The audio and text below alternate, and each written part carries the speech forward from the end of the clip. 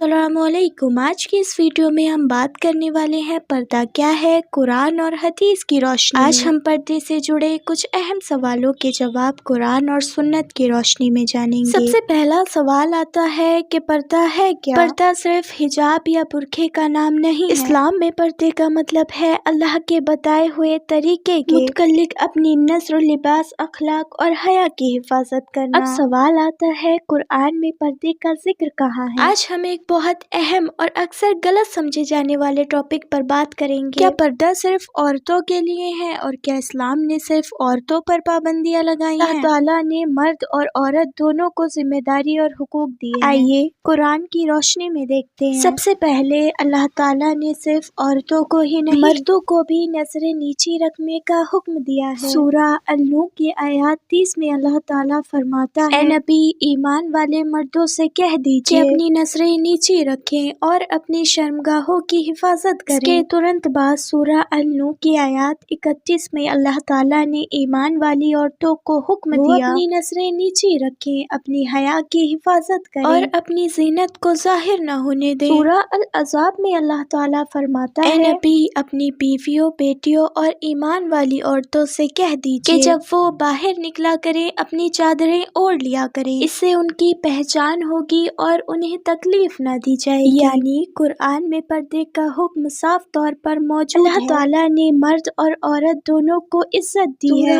अल-अहज़ाब में अल्लाह ताला ने मर्द और औरत का जिक्र एक साथ किया है। ईमान वाले मर्द और ईमान वाली औरतें, सब्र करने वाले मर्द और सब्र करने वाली औरतें, अल्लाह को याद करने वाले मर्द और अल्लाह को याद करने वाली अल्लाह ने सब के लिए मगफिरत और बड़ा अजर तैयार कर रखा है। यानी अल्लाह के नजदीक इज्जत का मुकाम मर्द या औरत होना नहीं बल्कि तक़वा है। इसमें आता है कि नबी करीम सल्लल्लाहु तआला अलैहि वसल्लम फरमाते हैं, हया ईमान का हिस्सा है। पर्दा उस हया की हिफाजत का एक अहम जरिया है। पर्दा सिर्फ कपड़े का नाम नहीं, पर्दा अपने नफ्स को अल्लाह के हुक्म के आगे झुका देने का नाम है। एक औरत अल्लाह की खातिर अपनी खूबसूरती नामहरम से छिपा लेती है और जब एक मर्द अल्लाह की खातिर अपनी नजरें झुका देता है तो असल में वो अपने नफ्स को अल्लाह के हुक्म के आगे झुका देते हैं। पर्दा सिर्फ जिस्म का नहीं बल्कि नफ्स का भी होता है। और याद रखिए, जिस इंसान ने अपने नफ्स पर काबू पाया सबसे बड़ी जंग जीत ली।